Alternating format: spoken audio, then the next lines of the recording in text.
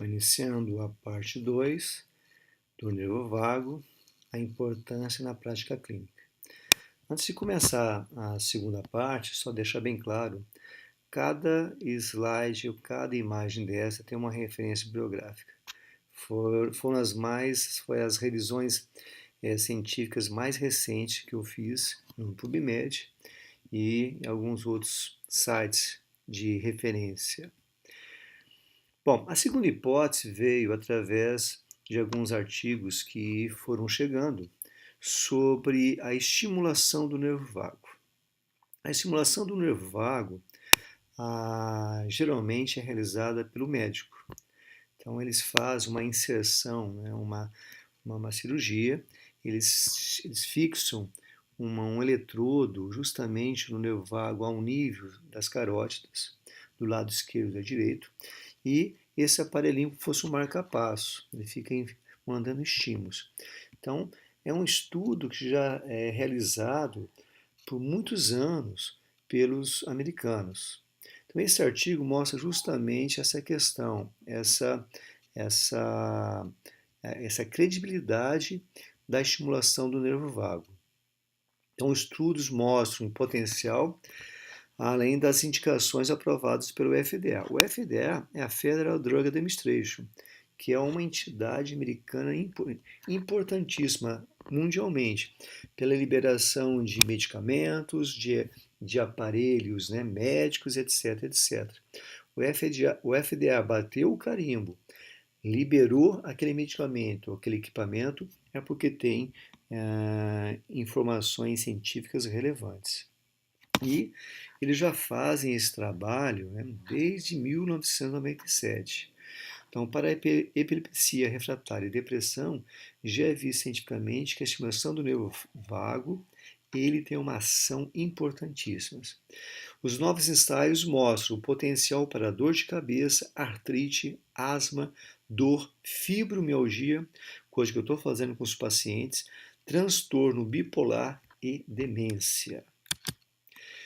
Esse outro artigo já mostra realmente os diferentes tipos de estimulação elétricas para as várias doenças, todas aprovadas atualmente está sob investigação. Observe que para a estimulação do nervo vago, epilepsia, depressão e tinnitus, que é zumbido no ouvido, já é aprovado. Elas já estão aprovadas pelo FDA. Stroke, que é o derrame, artrite reumatoide, doenças de Crohn e falhas cardíacas estão sob investigações. E o último item, que é o bloqueio do nervo vago, para a obesidade já está aprovada há muito tempo a eficácia da sua estimulação. Esse artigo mostra a relevância do reflexo inflamatório e o nervo vago, ou seja, uma conexão entre o sistema imunológico e o metabolismo. Então ele fala justamente a questão da inflamação que ocorre no local, demora um certo tempo, existe uma alteração homeostática imunológica e fisiológica que é restaurada. A regulação imune inata, ou seja, o próprio sistema imunológico inato interrompe a atividade continuada de citocinas pró-inflamatórias, aquelas interleucinas 6 e os fatores de necrose tumoral, e inflamação excessiva crônica. Ou seja, normalmente o corpo já está preparado para isso. Existe uma comunicação entre o sistema imunológico e o cérebro que é vital para controlar a inflamação. É visto aqui nesse artigo que todo local de inflamação, o sistema imunológico está debilitado. Então, o reflexo inflamatório é um mecanismo fisiológico integrado centralmente, o qual a sinalização é de aferência do nervo vago. Então, o nervo vago que transmite todas essas informações. Ativada por citocinas ou produtos derivados de patógenos, nós comentamos na fisiologia do nervo vago, e está funcionalmente associado com a saída imediata pela eferência, aqueles 10, 20% do nervo vago, para regular a produção de citocinas pró-inflamatória e inflamação. São aquelas 3 vias que eu mostrei para vocês na parte 1. A sinalização de aferência e eferência do nervo vago tem um papel importante na regulação do comportamento alimentar e da homeostase metabólica. Então, todo o nosso intestino, todas as nossas vísceras e órgãos que participam de todo esse processo, eles têm toda uma ação vagal, importantíssima. Esse artigo agora já mostra a credibilidade e a quantificação do que é feito nesses trabalhos. São vistos marcadores inflamatórios, os níveis desses marcadores inflamatórios, eles predizem, né, através da variabilidade da taxa do coração, da frequência do coração. Essa é uma evidência para essa via anti-inflamatória. Tudo é monitorado nas ondas RR. Então, as evidências que mostram animais, a atividade vagal regula as respostas inflamatórias, diminuindo a liberação de citocina. Isso é visto, então, pelo monitoramento, pela quantificação dessas alterações, dessa taxa de variabilidade cardíaca. É um marcador de níveis de inflamação. A diminuição foi vista estar associada com aumentos dos níveis da proteína C reativa, ou seja, o PCR é importante, onde existe uma alteração do PCR. Tem sim estágios inflamatórios. Isso foi visto em 1.600 pessoas jovens saudáveis. A estimulação do nervo vago inibe a produção de citocinas e atenua a severidade da doença em artrite reumatoide. Agora está chegando na nossa área, ou seja, está chegando uma patologia que, além de envolver outras áreas, como sistemas, naturalmente, órgãos, vísceras, e também influencia em articulações. Aqui está no primeiro parágrafo, dá toda a descrição do que é uma artrite reumatoide, e já nesse item, o circuito denominado reflexo inflamatório, os potenciais de ação transmitidos no nervo vago inibem a produção do fator de necrose tumoral, uma molécula inflamatória que é um alvo terapêutico importante na artrite reumatoide.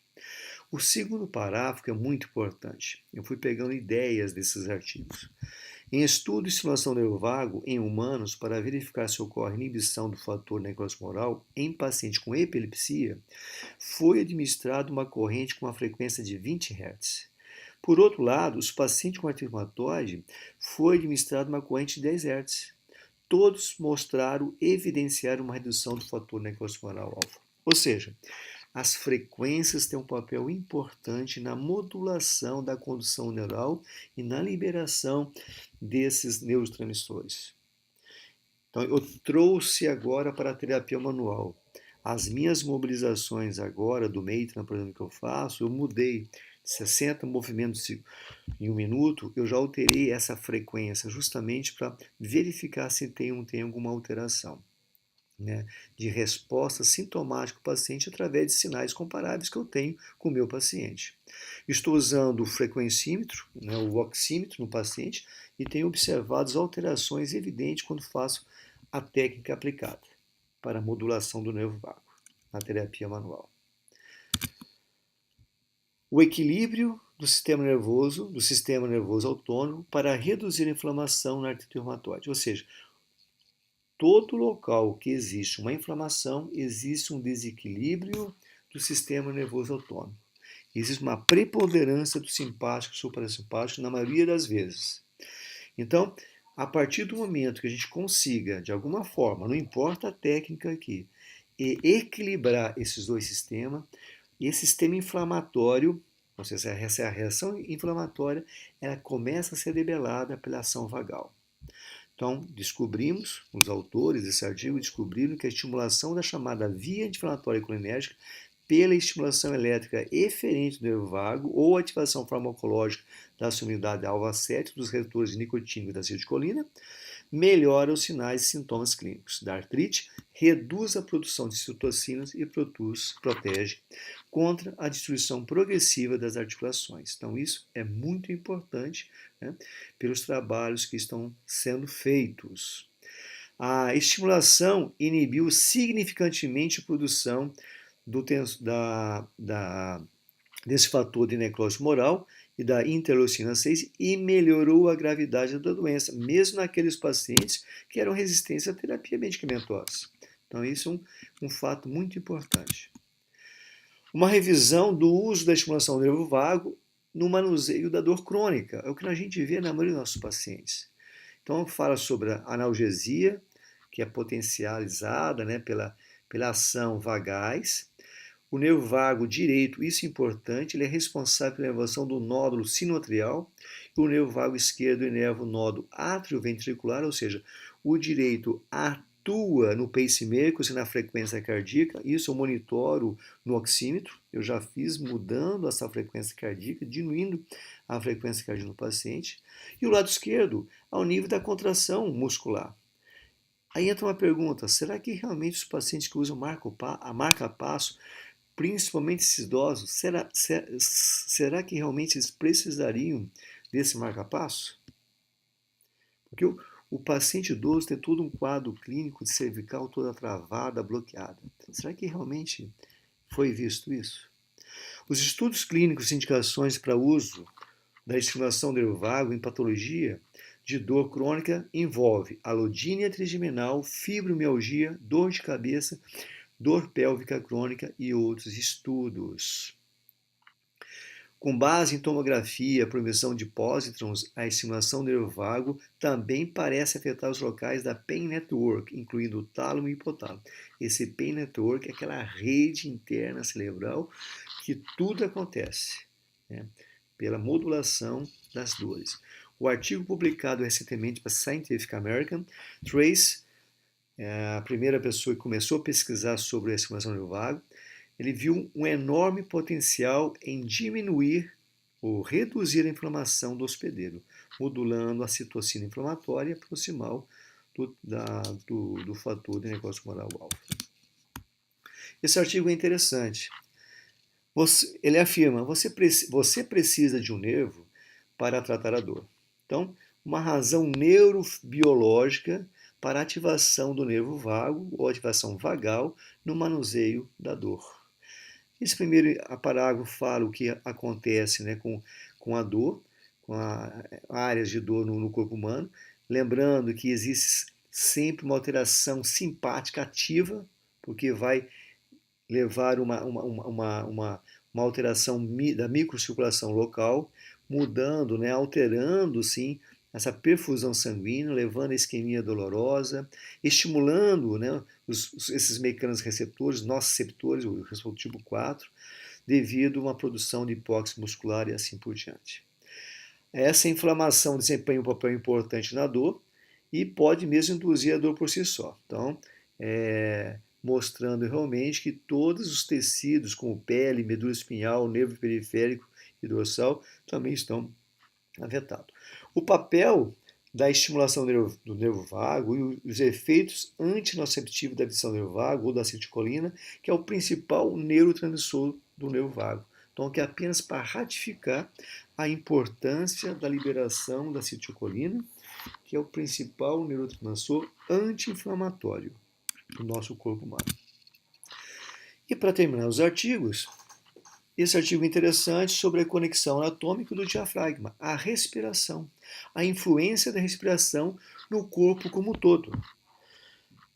Tenho visto nos meus pacientes a má respiração. Nós não respiramos corretamente. Eu tenho como agora a regra, todo meu paciente eu termino reeducando a respiração diafragmática profunda, que é negativa, que ativa o sistema parasimpático. Aqui vem descrevendo o papel do nervo frênico, aqui no nervo diafragmas, as raízes C3 e C5. As unidades motoras frênicas não apenas participam da respiração, como tem outras funções importantes, como deglutição, vocalização.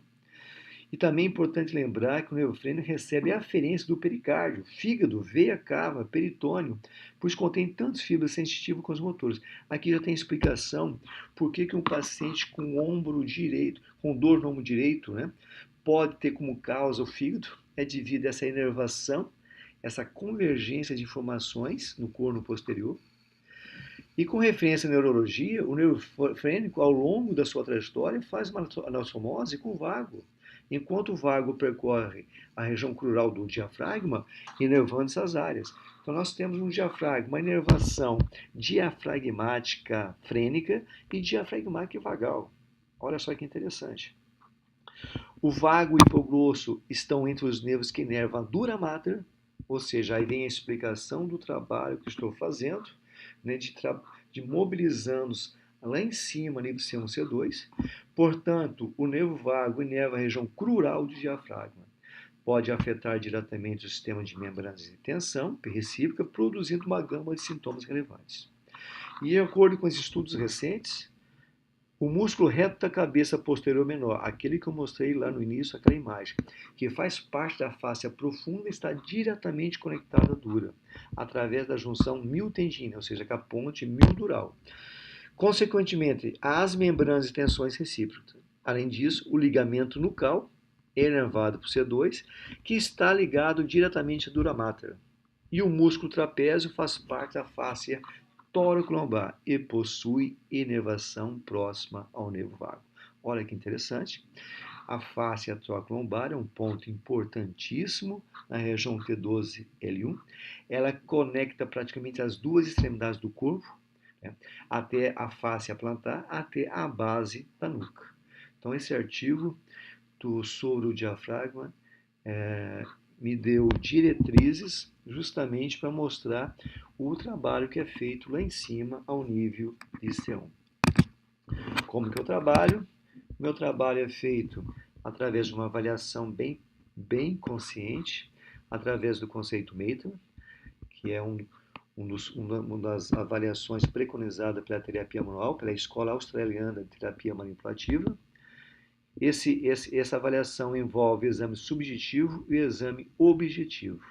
Então, traçamos todo o perfil do paciente, determinamos o sinal comparável. O sinal comparável é a pior situação clínica do paciente. Então, hoje em dia, eu busco sinais comparáveis como agachamento, se é uma dor no joelho, uma flexão anterior, se é uma dor na lombar, uma elevação do braço, se é uma dor no ombro. Realizo a palpação do esclerótico processo mastoide. Na maioria das vezes coincide, né, a clínica do paciente, o sintoma do paciente com a alteração da sensibilidade do processo mastógeno e monitore a frequência cardíaca. Ainda estou monitorando com o oxímetro, eu sei que ainda é um pouco pobre, né, mas o futuro será progredir para um eletrocardiograma, monitorando essas ondas R's aí. E também faço uma inspeção na úvula, ou seja, ali no palato, o palato é inervado, a inervação é vagal, ao nível de palato. Quando tem uma alteração vagal, um dos palatos estão caídos, como mostra na figura do lado esquerdo. E a úvula, ela vai inclinar para o lado oposto, vai dar um desvio oposto ao palato que está com alteração. O que tem visto na clínica, após mobilização do trabalho que é feito no nervo vago, existe o que uma simetria, não assimetria desse palato, desse arco formado. Bom, pessoal, aqui terminamos o nosso vídeo de hoje e vou deixar para vídeos futuros como que eu realizo o tratamento. De uma certa forma, o tratamento é realizado lá em cima, né, a nível cervical, claro, né, vimos anatomicamente a saída do nervo vago, hospital C1, ali no forame jugular, mas a questão o local que é feito, a realização da manobra, como que é feita a manobra, a sensibilidade da manobra, isso eu vou mostrar em vídeos futuros para todos, ok? Então fica aí eu compartilhar essas informações e também aceito, né, nos comentários ideias e até trabalhos próximos. Curtem bastante esse vídeo, né? Indiquem para outros colegas a importância do que nós fazemos. Então, todo o trabalho que nós fazemos em fisioterapia ou com nossos pacientes é um trabalho de inflamação. Não importa qual o tratamento que nós fazemos, não importa qual a técnica que nós venhamos a aplicar, mas nós estamos tentando regredir essa inflamação. E essa inflamação, a natureza vai se processar. O que ocorre muitas vezes é que nós entramos com procedimentos em momentos errados, como mostrei no primeiro vídeo sobre a cura tecidual, e nós, ao invés de nós ajudarmos esse processo de cura tecidual, nós estamos sim emperrando, estamos retardando esse processo de cura. Então, esse trabalho do nervo vago vem a explicar a importância clínica e a importância desse processo, dessa via anti-inflamatória que o nervo vago tem no corpo humano. Todas as referências estão nos artigos, né? Se alguém quiser algum artigo, eu posso encaminhar, só fazer o contato comigo via e-mail ou via WhatsApp. Um grande abraço e até a próxima quinta-feira.